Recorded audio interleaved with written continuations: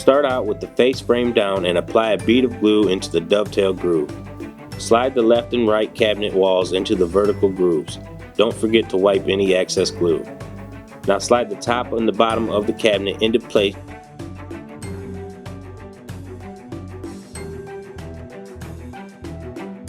Turn the cabinet onto its front and use pre-existing holes to secure the back of the cabinet to the top and bottom lips.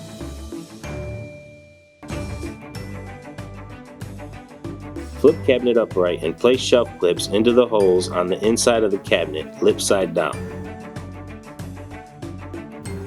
Then place the shelves on the clips and press lightly down until the shelves click into place.